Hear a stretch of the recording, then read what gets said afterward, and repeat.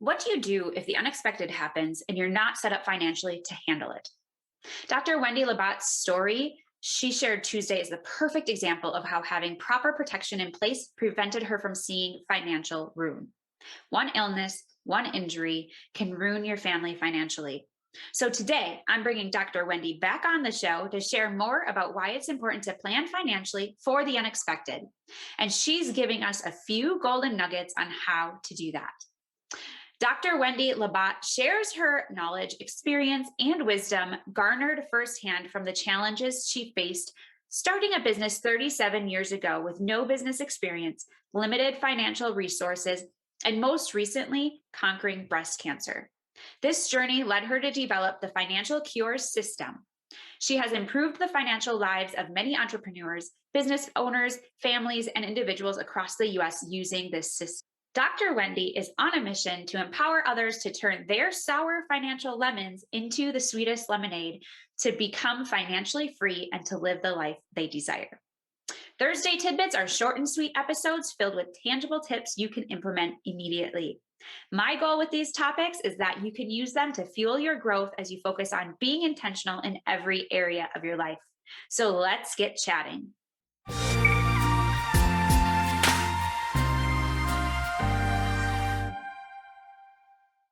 Hi, Dr. Wendy. Thank you so much for joining me again for Thursday Tidbits. While we're going to hear about why it's important to plan financially for the unexpected, get some tips from you, and I'm excited to dive into this teaching.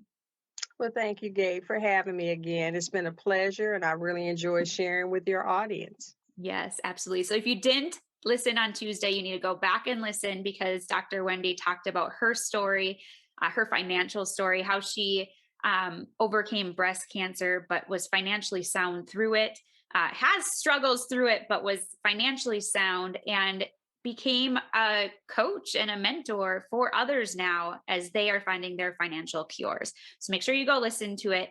But we're going to get started. She might share a little bit when Miss Wendy, you can share a little bit if you'd like to. But why does this topic matter so much to you?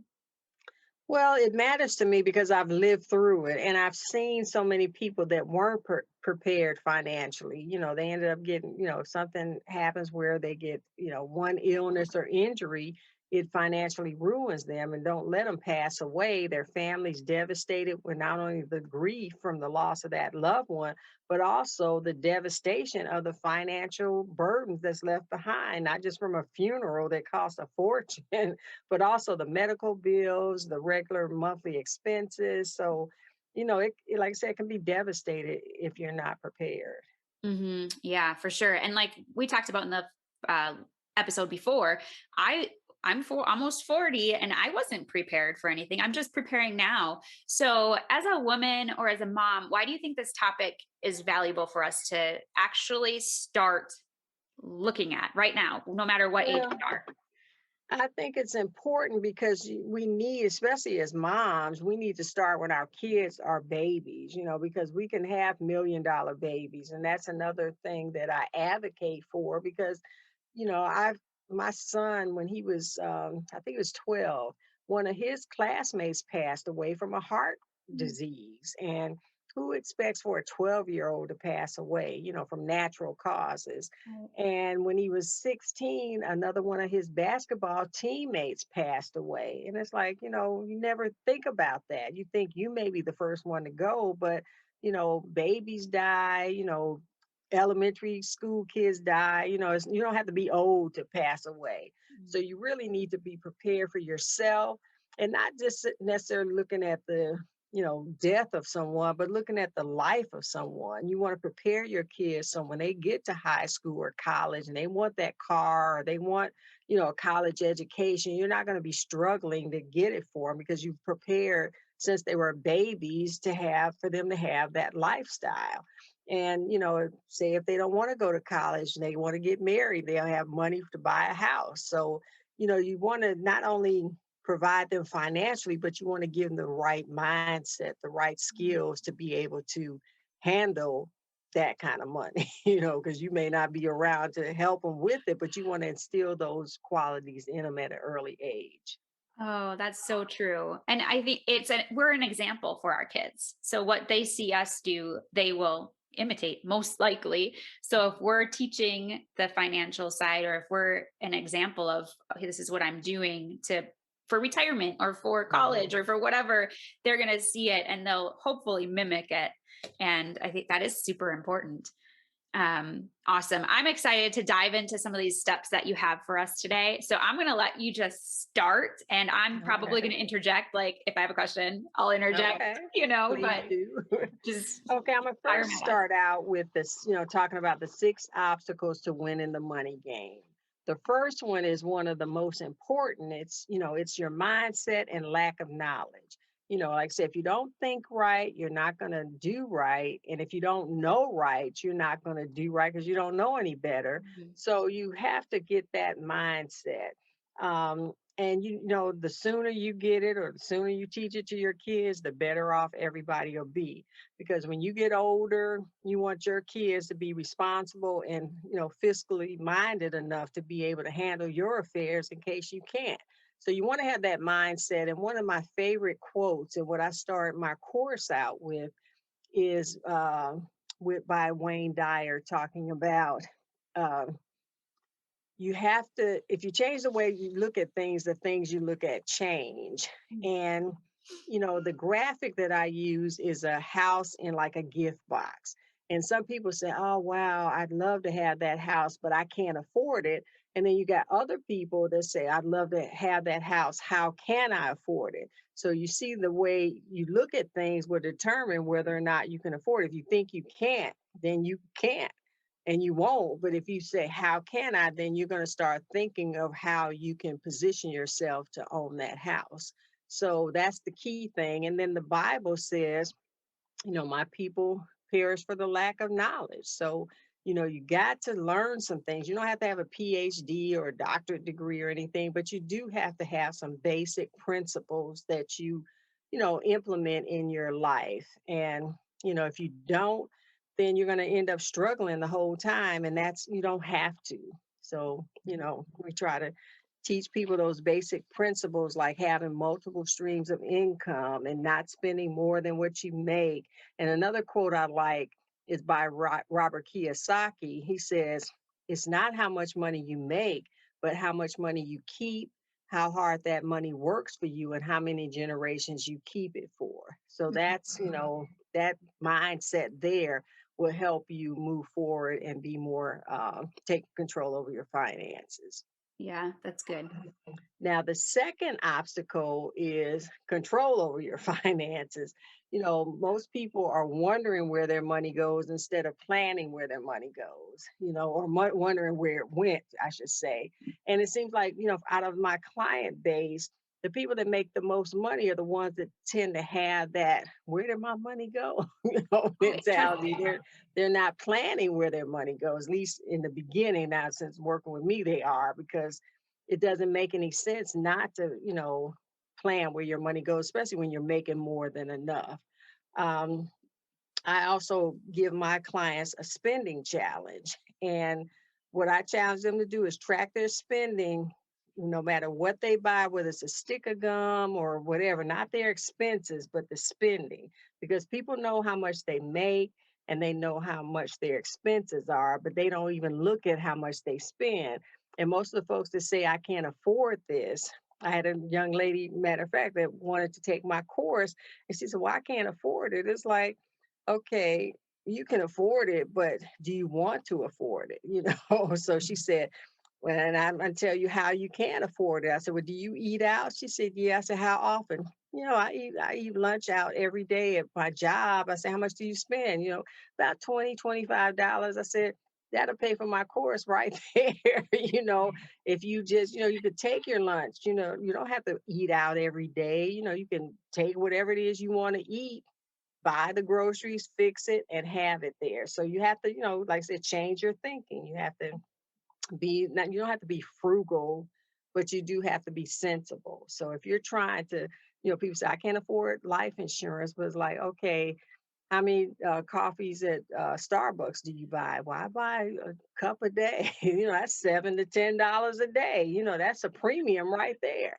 So you have to, have that mindset, and you have to be creative, to take control of your finances. You have to look at that spending because that's where the money is to buy the things and do the things that you want to do or need to do. And then, using rewards points and cash back. I tell people everything that you do, whether it's buying groceries or gas or shopping, they have rewards points. All the stores have rewards points. And if you're going to spend your money, you might as well get rewarded. And next thing you know, you got enough to buy things. The story I like to tell, I'm a Southwest person and I'm a Marriott person. I'm at the titanium level at the Marriott. And I had a conference in Chicago, 7 nights. And to go from Atlanta to Chicago round trip was going to cost me $500, for the dates and times that I wanted to go. And I'm like, okay, let me check my points. Sure enough, I had enough points to get that round trip ticket. It cost me $11.20 versus $500. And then I booked my hotel, and it was a full service Marriott. It wasn't a Courtyard or, Fairfield Inn. It was a full service Marriott in Chicago. I booked it with my points, and I'm at the titanium level with them. So when I checked in, they upgraded me to a suite. Now that suite would have cost me like $550 a night for 7 nights.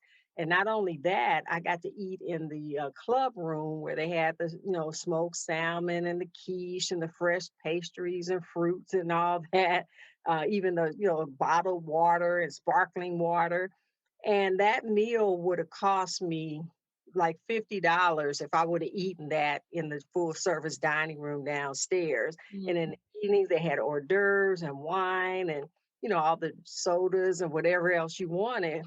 And again, that would have cost me about $50. So that's $100, a day for meals. That's $700. So that whole trip cost me $11.20 because I use points and rewards. And that's what people need to do. You need to, make your money work for you. And someone said, well, that's just saving money. It's like, duh, save money saved is money earned. I did a lot with that almost $5,000 instead of paying for hotel and airfare. So, Mm. those are the kind of things that I, teach my clients to take control of their money and to change their mindsets. Yeah, that makes sense because it's almost money left on the table, the Mhm. rewards. If you're not utilizing what they have, then you're leaving it there and not utilizing it. So why not? Why not have that?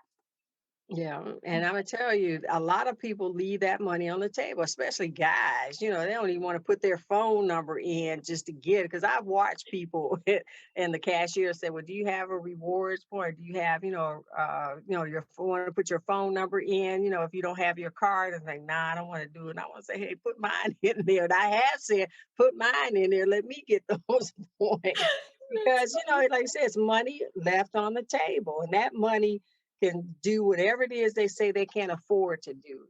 I ended up buying a nice, I have, American Express, and I get those Home Depot gift cards. And Hmm. I had enough to buy a nice big stainless steel refrigerator for my garage, with the Wow. points.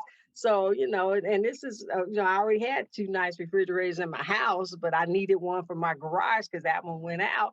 And I looked at my points. I went to Home Depot. It's like, I want that one. I mean, nice refrigerator with a big freezer, big refrigerator. It's like, hey, with points, I think that refrigerator is like $800 just by itself, if I would have used money. So it's those kind of things that you can really, benefit with. So that's my thing. I try to teach folks how to take control of their money by increasing their income with, creative ways by with the points and the rewards and how to reduce their expenses by, without spending more money by canceling subscriptions and memberships that they aren't using. Renegotiate those cable and phone bills. I just did that recently with my cell phone company.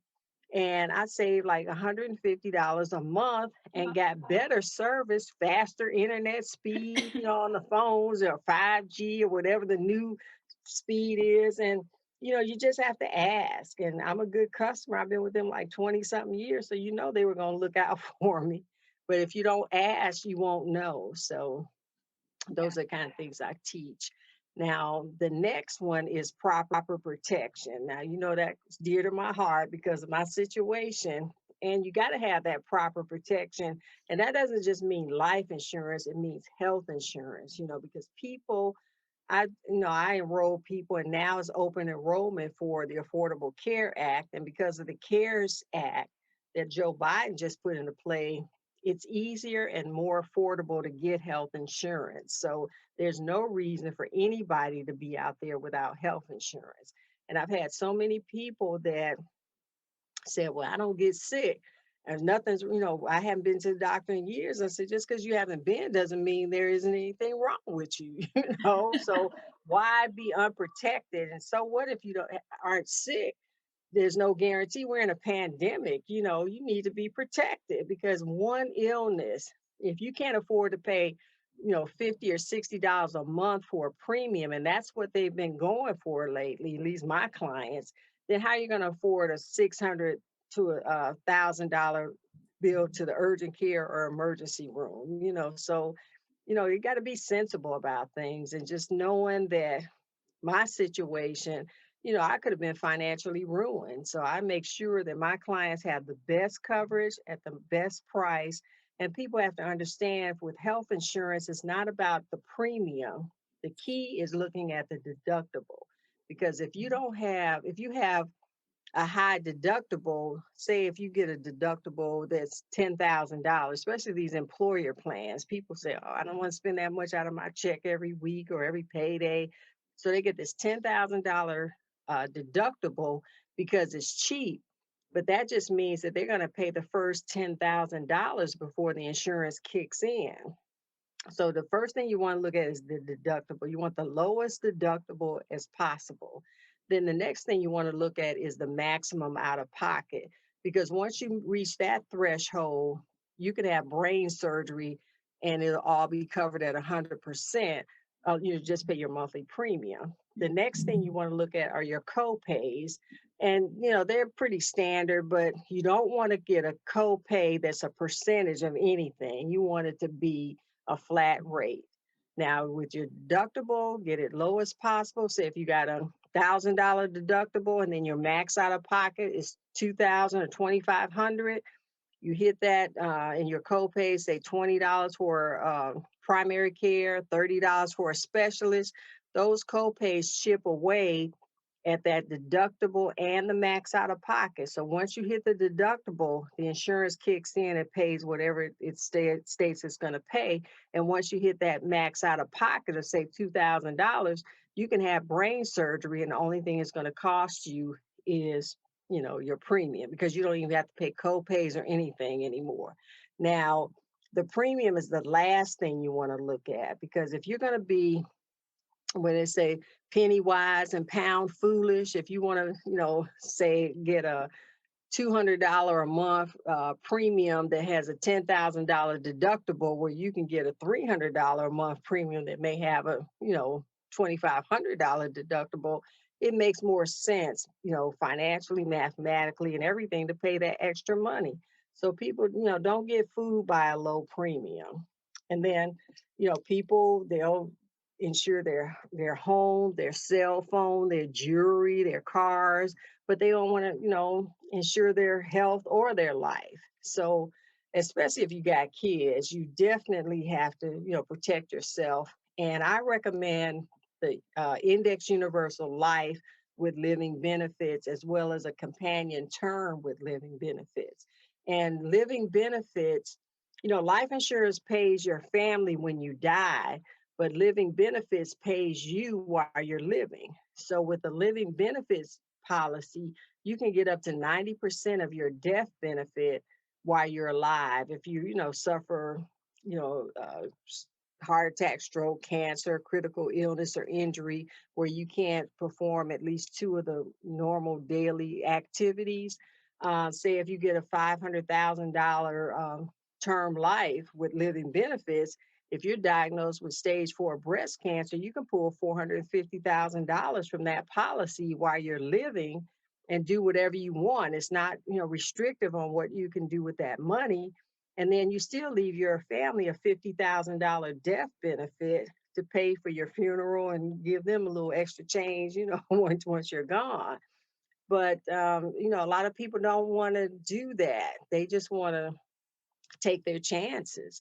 And then the index universal life is a policy, and that's something that we do with what we call the $1 million babies, because the insurance is low and you overfund that fund because it gives you a death benefit, the traditional death benefit, it gives you the living benefits, and it also gives you a accumulation of cash that's indexed to the market. So you don't take the risk of putting your money in the market, but you get the returns of the market. So indexing is having a ceiling and a floor.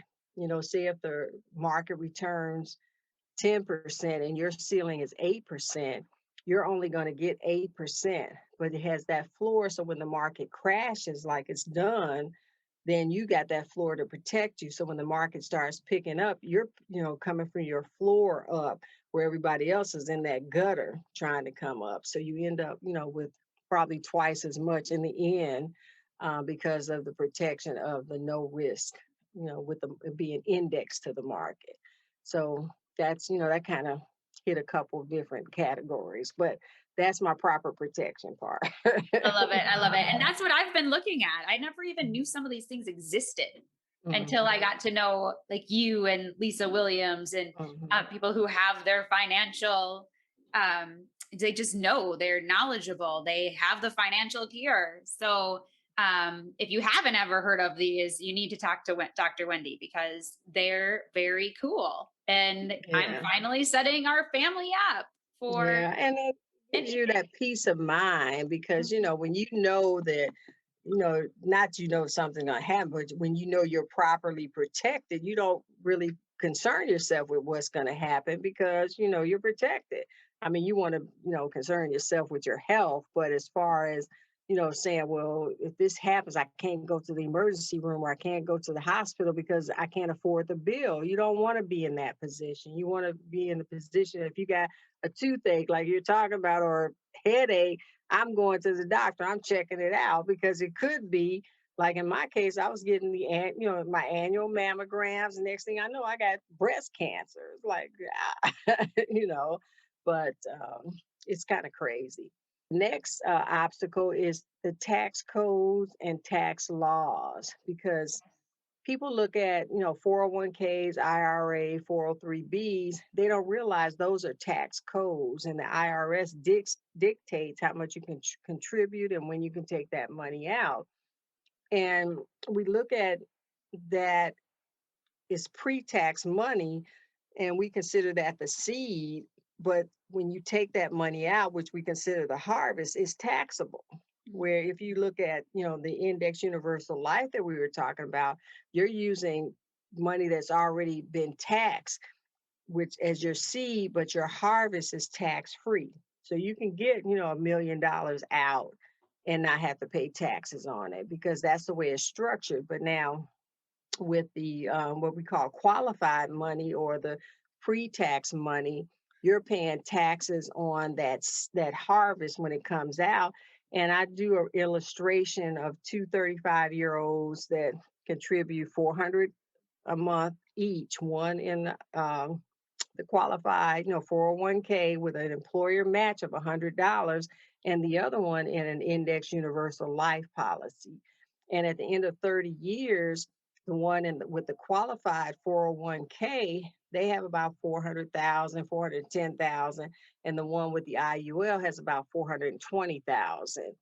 But they both want to pull out 52,000 a year, and the one with the qualified plan, they have to pull out like 67,000 just to get the 52,000 because they have to pay taxes.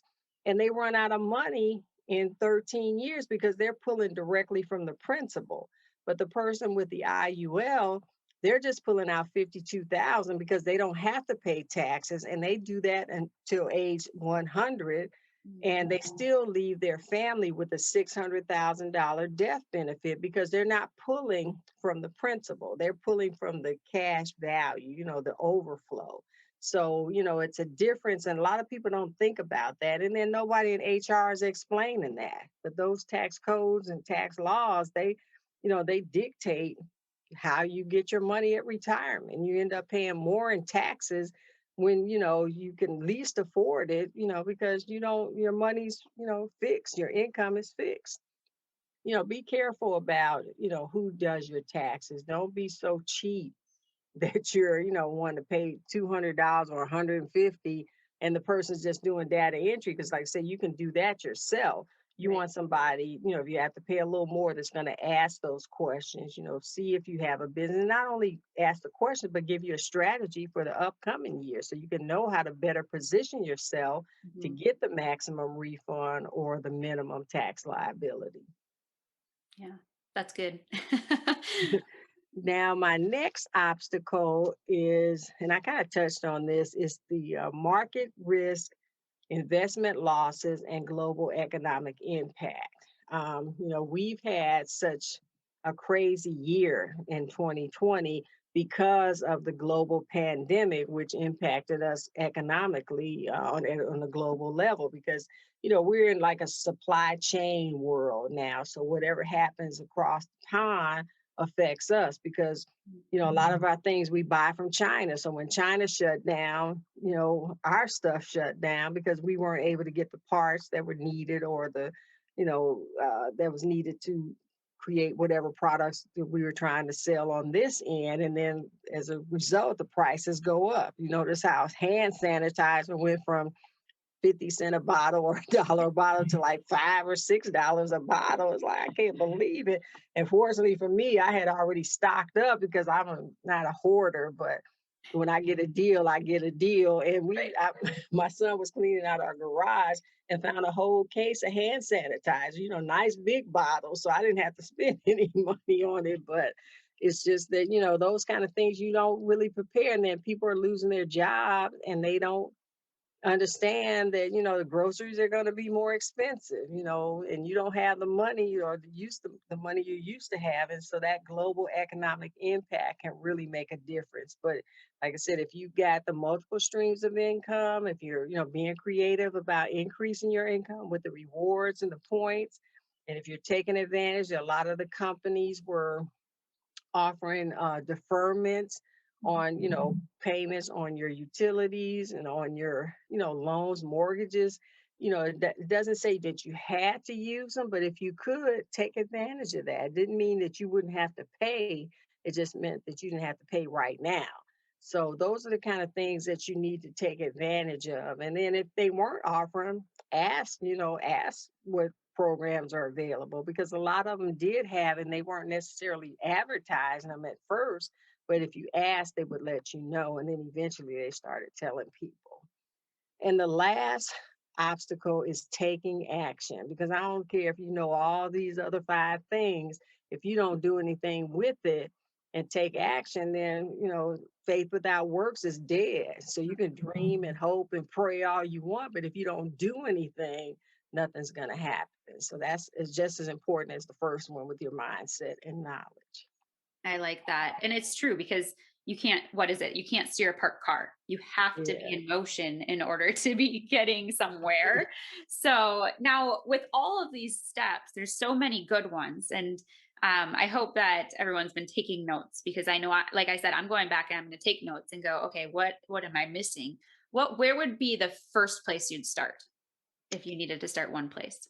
With the mindset. You would start with the mindset and empowering yourself with the knowledge, because like people say, you don't know what you don't know, but you know that you can't pay your bills. You know that, so you better find out what it is you don't know. If things are coming to a point where you need health insurance or life insurance, you need to start looking into that. You need to, like I said, change your mindset and not, I can't afford it, but how can I afford it? You got to change your way of thinking and change the way you look at things. So that's the first thing. And then all the others, between are important, but that taking action, mindset, take action, everything else in between kind of falls into place. I love it. And I love the reframing, the how can I? I actually do that with my kids. Whenever they say I can't, we always in our home, we go, okay, let's rephrase that. How Mhm. can I? So it's kind of helping them be solution minded instead of Yeah. negative, right? And so that I see that with the financial future that we have too is how can I? Because there's Mhm. ways to do it. We can problem solve. And we have people like you that can help us problem solve, you know? So Yes. I've appreciated you taking this time with us and sharing these tips. Now, I'd love to hear just a little bit about what you do. What do you offer for clients? And maybe tell a little bit about that course and where they can find it. Okay, well, right now the course is Overcome the Six Obstacles to Winning the Money Game. And I will give your audience the same rate that I gave to the people that signed up that were at different events. It has a value of $3,000. I normally sell it for $997. And I offer a discount to $497, but for your audience and for those other audience participants, it was $297 for the 6-week master class. So if they're interested in that, they can text me at 678-361-3656 and put in Gabe. So that way I'll know it's you, and then they can, I can get them signed up. Awesome. And then where can we find you? You can find me at Facebook, Dr. Wendy Labat, LinkedIn, Dr. Wendy Labat, my Facebook group, The Financial Cures, my website, thefinancialcures.com, Instagram, dr.wendy, Wendy.Labat. Awesome. Thank you so much, Wendy. Thank you for Thank sharing. you. This has been awesome. I loved hearing these tips, and I look forward to keep adding to my income streams like you shared about. So, All right. Well, thank you for having me. It's been a pleasure. It's always fun being around you. So I look forward to it. And thank you for having me. yeah.